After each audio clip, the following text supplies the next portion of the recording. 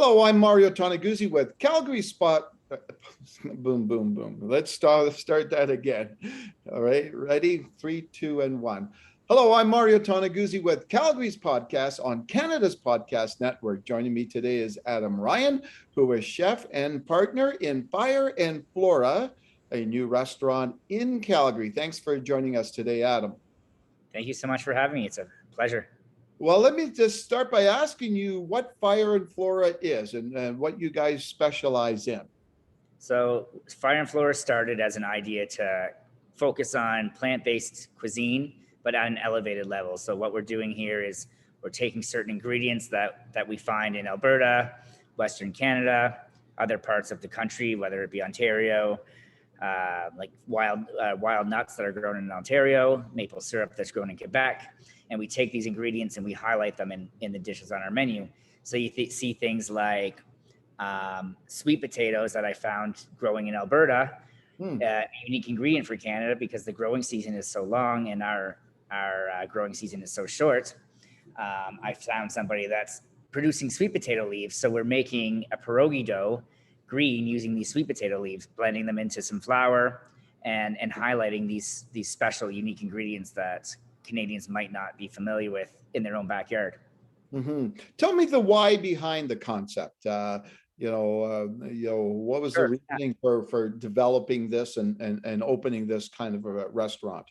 So there's a few reasons, and one of them is we've seen this pandemic go on for a number of years now, and supply chain has become an issue. Businesses have been devastated, and I think more than ever, it's important to look and see what's growing around you and how can we support our fellow Canadians? What businesses can we support? If there are supply chain issues, if I'm looking to get avocados from California, are they going to show up when I need them to show up? Is the price of transport going to change? The price of fuel and transportation going to change the price of those products? So that's one of the reasons. Another one is plant-based foods in general is becoming trendier and trendier, and it's, I think, in a diet that more people are incorporating into their lives. And then also, if you look at the cost of food or the cost of goods in general, meat is expensive. Yeah. So if looking at a business, if we're looking at a restaurant that's part of your bottom line relies on keeping your food costs at a certain threshold, well, how are we going to hit that threshold? Maybe by using nuts, by using fruits, by using vegetables, by using grains, by using legumes, rather than contributing to the ever increasing price of beef, even though there is a lot of beef grown in Alberta. Yeah, exactly. Where'd the name come from? So the concept initially was, can we create a restaurant that's focused on solid fuel? Can we use wood? Can we use charcoal? That was kind of the first inspiration to this project. So that's the fire part, and then the Flora obviously is the plant aspect of the business. Now, we didn't actually succeed in getting all of that wood-fired equipment into this building, into this business, because we just ran into some issues with execution when it came to HVAC requirements and solid fuel versus gas. So all of the equipment in here is gas-fired equipment, but we did get we have a clay pizza oven here, shipped in from Italy for making breads, for roasting vegetables. We do this like giant whole roasted mushroom, and we actually buy mushrooms from a local farm called Red Fox Fungi. They grow these cool products, and what we do is we roast them on the blocks that they grow on and serve them at the table whole, and you can kind of snip them, put them in on flatbreads and crepes with little condiments. It's quite the showstopper. Oh, cool. Yeah. So, when you look at the trend in society, there's more and more people out there are vegan or vegetarian, more people taking options, plant-based stuff as well, but not, they may not necessarily go the full route, right? Why is all this happening now, do you think? I think there's resources out there that support that lifestyle is more healthy. There's more access to delicious plant-based recipes. Even with the internet, if somebody wants to go online and say, you know what, I wish I could eat more vegetarian cuisine, but I don't really know how to to develop flavor or cook with kohlrabi. I don't know how to cook fava beans. I don't know how to cook quinoa. It needs a lot of help. It doesn't have a ton of flavor.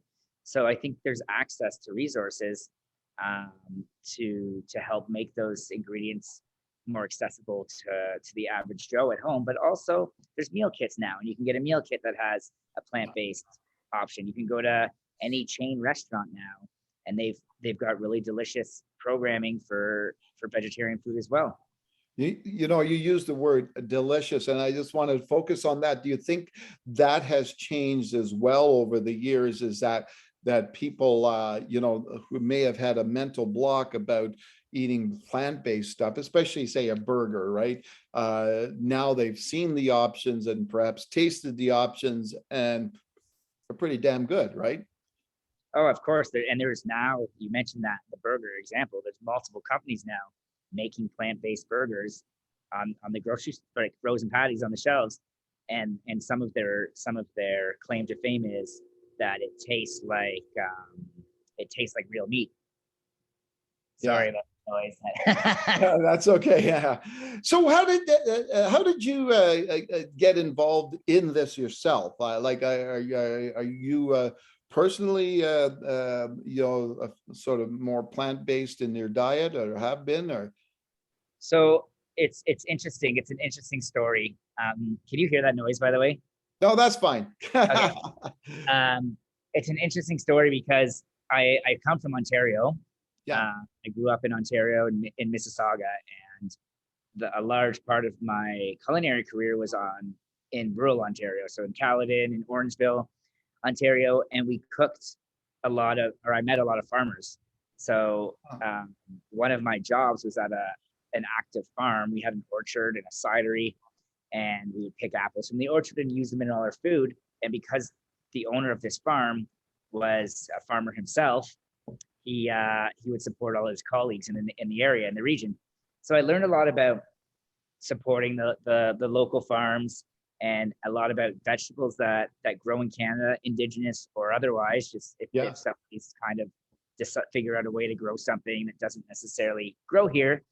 And so I've always found it interesting that there are farmers out there challenging themselves to do something outside the box. And I've always wanted to run with that as well.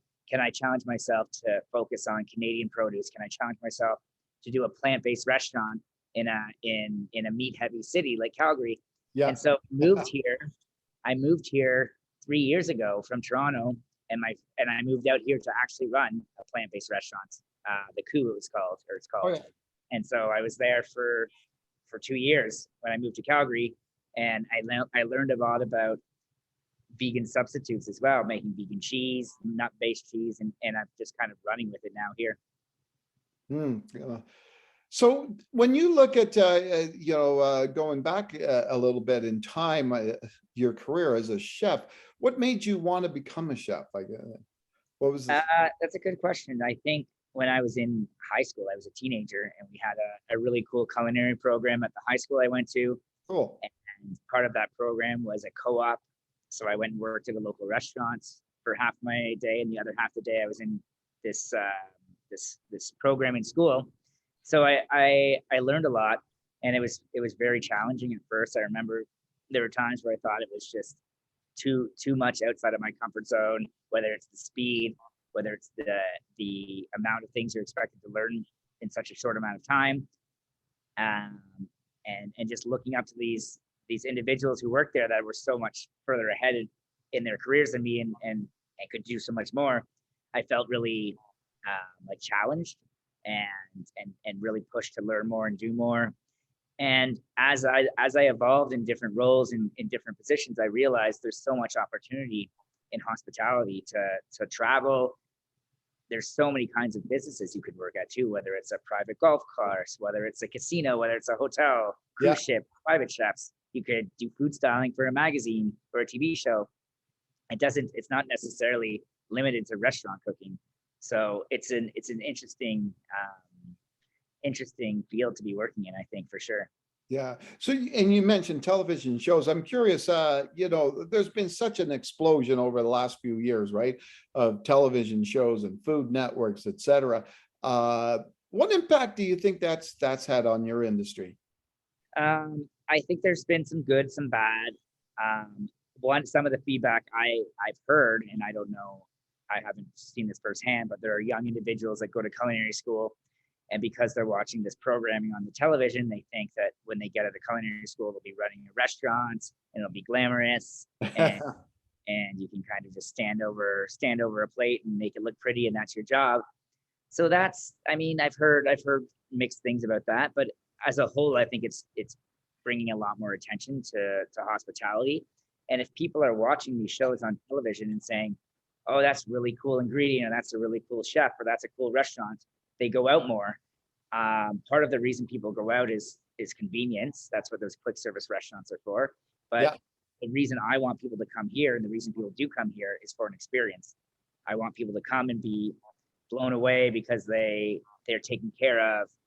They're served. They've got great choices on our wine list, great choices on our cocktail menu. We're supporting local breweries, and we've got these amazing beers on tap. yeah. They're all Calgary based, all the beers that we're pouring right now. So it's cool. And then they come here and they see this amazing mushroom that's been picked off our wall and roasted in our oven, and realize that there's things out there that they can experience in a restaurant that they wouldn't necessarily experience at home. Yeah. So when you when you look at those say those television shows, do you have any favorites or any Uh, favorite chefs that you? I mean, I think that there's a lot of good stuff out there. Unfortunately, I spend all of my time in the restaurant, so I know so it's hard to find the time to sit in front of the telly and watch those. But that the show, I think, Chef's Table, that not Netflix documentary, I think does a really good job at showcasing what our industry is like, and showcasing the diversity in the chefs and the culture that comes alongside. Yeah. Now, as a chef, there's a lot of creativity involved, right? Because you're creating stuff, you're making up different recipes, different food items, etc. Where does that inspiration come for a lot of this stuff?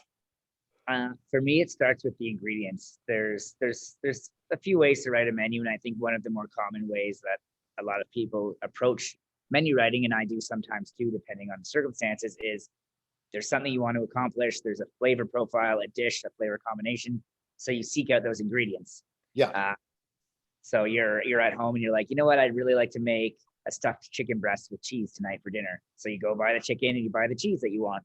Whereas the approach that I take here at Fire and Flora is we seek out ingredients that we think are interesting, or super delicious, or just somebody doing something that we really support, whether it's their business model, their beliefs, the sustainability aspect to their farming. And we take that ingredient and say, okay, I really want to focus on serving these potatoes. It's an awesome potato. This is the flavor profile. Can we make a dish with this potato?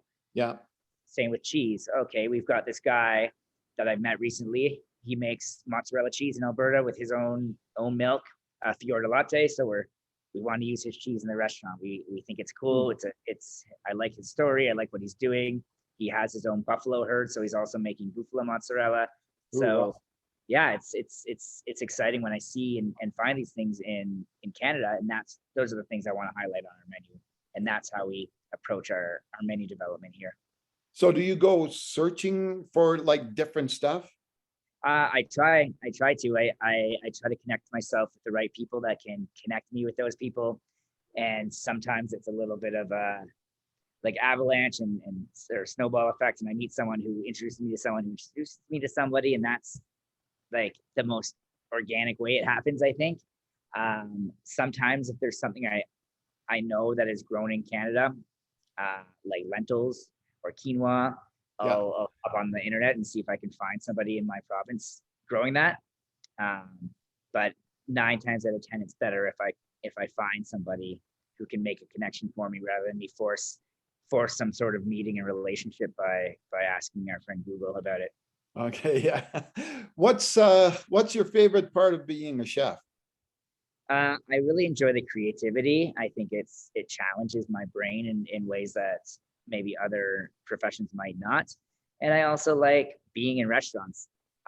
Like I said before, there are so many different ways you can approach this job and this industry and this and the career. But I like the vibe being in a restaurant brings to the table. I like watching people celebrate. I like watching people have fun and the excitement when they Yeah. eat something delicious or see something exciting or or come back because they had something so amazing that they needed to show their friends and family or colleagues it. Yeah. Okay. And the flip side, what's the worst thing about being a chef? Uh, it's a lot of late nights. Yeah. I love long hours. But if you really love it, it's worth it, I think. Hmm. One of the interesting things of being a chef, obviously, you talk about the creativity, so you got that one side of the brain going, right? But you're also in a business, right? How do how's that side of the brain working when it comes to that aspect of things? So it's an interesting question because I already started to answer it earlier in our conversation, which is there are like set expectations in a restaurant when it comes to what your labor numbers should look like, what your food cost should look like, what your rent should look like, and then what your overall margins are as like a Yeah, blanket. And obviously there's variables in every business, but one of the reasons that I think this plant-based restaurant can be more successful is the cost of goods that we're purchasing can be a lot more affordable than buying meat. Um, the most important thing about running a successful restaurant and keeping your food costs down is also to create zero waste. So if you're dicing tomatoes for a salsa and you're throwing out the seeds and guts, then you're losing 80% of your product. So what's important is to figure out a way to utilize that entire tomato. Are you making a soup with the guts? Are yeah, you blending it into a tomato sauce? Are you marinating vegetables in tomato puree and then grilling them and having that tomato caramelize on there? And it yeah, goes for anything. Are you using your potato skins? So you can fry them up and make chips for something? Are you putting them in a stock to make soup? So taking everything that's still inherently edible and delicious.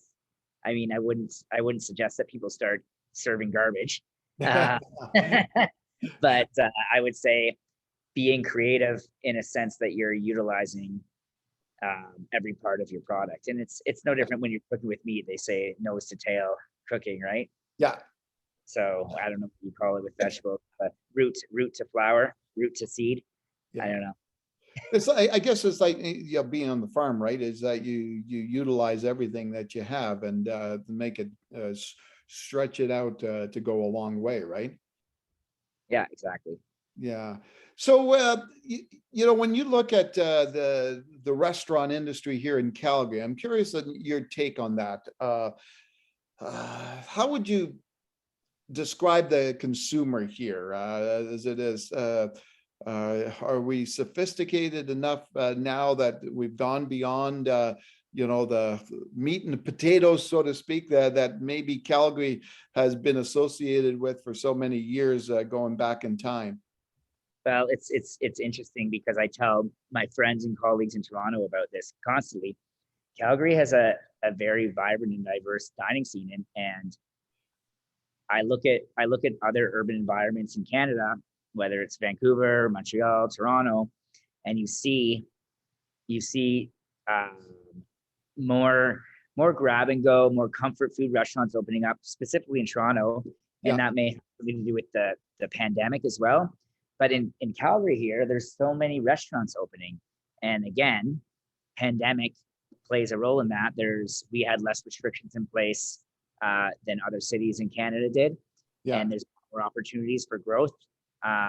Cost of living is more affordable here, and just overall cost of goods. So I see all these restaurateurs and individuals opening more and more places in Calgary, and they're not half-assing it. They're challenging their diners. I see some wines that are higher price points on more and more lists. I yeah, see unique ingredients. I see unique concepts, whether it's and there's different styles of cuisine. There's Caribbean restaurants now. There's Korean restaurants. There's lots of Indian restaurants. I saw there's an Ethiopian restaurant, and yeah. then we've got We've got places like the Coup, which is a vegetarian restaurant in a meat and potatoes town that's been open for 17 years or 18 years. Yeah. And I've seen 3 or 4 more plant-based restaurants open up in the 3 years that I've lived in Calgary. Yeah. And that's obviously a trend that's going to continue as we move forward. What being a chef, obviously, and you mentioned the hours. Uh, do you think you have a proper work-life balance? That's something everybody talks about these days. Is that a blanket statement as a chef in general, or for me specifically? You specifically. Well, right now, I mean, opening a new restaurant was a lot of work, and as you know, new business, you've got to be present. So it's a situation where I'm here all the time, making sure that the staff are up to date on what's happening. They feel supported. We also have a second location in a food hall in Calgary as well. So managing that, as well as Fire and Flora, is also a lot of work. Just making sure that everything is running smoothly and that the team gets the support they need. The guests have the experience that they're paying for, and so that means for me right now, it's just a lot of hours spent in the grind. Yeah. So I'm curious. I used to be a sports writer, right? And at the Calgary Herald. So when you work and do sports like 8-10 hours a day, the last thing you want to do when you're gone from that is not be involved in any sports or not watch any sports or whatever. I'm curious about you. Like, you work in a restaurant, you're cooking, you're a chef, etc. What do you do when you get home? Do you cook up your own meals as well, or you say now? Depends on the night of the week, the day of the week, I suppose. I think that going back to the fact that I say I love restaurants, I love this industry, I also spend a lot of time outside of work at other restaurants. I like to go see what other chefs are cooking up. I like to draw inspiration from other people's business models, whether it's the food specifically, or how you can see how the staff are managing the space. You can see how the space is designed or being executed. So for me, I enjoy going to restaurants and trying and seeing new things. But when I'm at home, it's a mix. If I'm in the mood to cook something nice for myself, I will. Or if I'm cooking for someone else as well, I'll make something nice. I also like to make things in bulk. I'll make a lasagna and freeze it, or I'll make a big pot of chili and freeze it in Tupperware containers and then pull it out when I get home. So I can still eat some nice food, but it's not as much work once I finish work. Especially if it's at midnight or one in the morning. Yeah. But also, it's always great to have some Old El Paso or Tostitos chips and salsa in your fridge for those nights when you get home and need a snack. Yeah, you bet. Yeah. So besides cooking and food, what other interests do you have? Or do you have time for other interests? It's tough to find time for anything else right now. It's I think it's funny because I moved to Calgary in 2019, and the first day I arrived, we went to Banff, and I went up the gondola and saw the mountain. And then I think I was here for over a year before I ever got a chance to go up to the mountains again and see Canmore, see Banff, see Lake Louise. Yeah. And then the pandemic hit, and it gave me a chance to spend some time and go visit some of these places in Alberta that I never saw when I was grinding it out the first year here. But I like exploring just other places in the province, seeing what else is. I mean, you learn from everywhere you go, and you see different things, see new things, get to experience other people, other human beings, and how their perspective on life and what they're doing is also contributes to how I operate. Yeah. So when, on a personal level, your personal tastes, is there an ethnic culture, food group that you enjoy more than any? I would say Mexican is my favorites cuisine as a general term, and I'm actually in the fall we'll be opening a Mexican restaurant in Calgary as well. Oh wow! On 17th Avenue, yeah. Okay, super then. Well, thanks, Adam, for joining us today. Yeah, no problem. Thanks for chatting. It was nice. Okay, super. That was Adam Ryan, who is a chef and partner of the new Calgary restaurant called Fire and Flora. I'm Mario Toneguzzi with Calgary's podcast on Canada's Podcast Network. Thanks for joining us today.